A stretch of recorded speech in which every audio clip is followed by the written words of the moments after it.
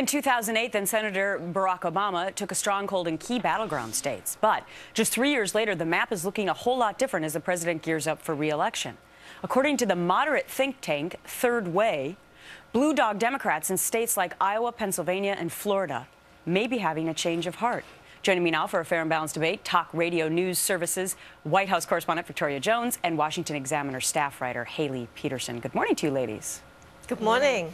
All right, Hayley, so what do you make of this? I heard an interesting quip over the weekend that maybe what the president has to deal with is not the economy necessarily right now, but it's getting voters to actually go out to vote. Do you agree with that?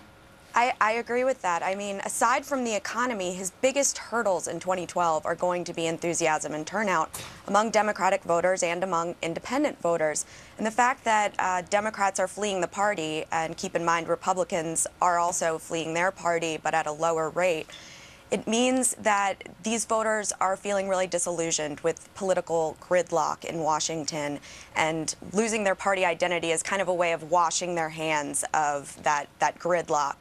So both Republicans and President Obama are going to have to really make the case to these voters that they can make something happen in Washington, that they can, pass the legislation that's going to turn this economy around. But Victoria, isn't that what we just heard the president say in the 60 Minutes interview? And that's what we heard him say when he was campaigning, that hope and change would be right on the way. At least, do you believe that that was the impression that he gave voters? And now he's saying, well, it might take 2 terms. It might even take another president to accomplish that. Yeah, that was one of the most honest things I've heard a president say for a long time. Independents are independent basically because they're sympathetic to fairness.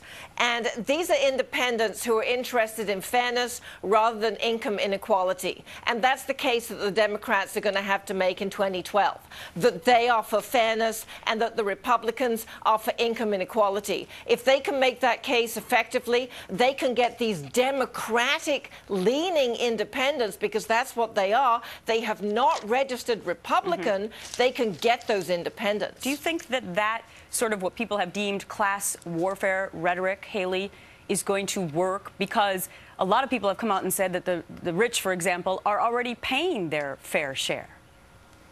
You know, I think it'll be, the Republicans are going to try and paint this as class warfare. But I think a lot of people really do want millionaires to pay more in taxes. And so I think this is actually going to be a good argument on President Obama's behalf. And I think he's going to continue to make that argument. He's going to continue going to all of the battleground states and taking that message to the voters. And I think that strategy so far has had mixed results, but it's had more positive results than negative. All right. So, Victoria, do you agree with that? That blaming Congress, that has a lower approval rating right now than the president, even though his numbers are not great, that will work? Oh, I think it will. And I think if the president continues to ask the question, if you can't have a conversation about inequality in income, then what are you afraid of is a good one for voters, that they will start to say, yeah, why are you afraid of having this conversation? Is it class warfare to just talk about income inequality? And I think they're going to say, no, it's not. Very interesting discussion. Victoria, Hayley, hope you had a great weekend. Thanks for getting up bright and early. Thank you.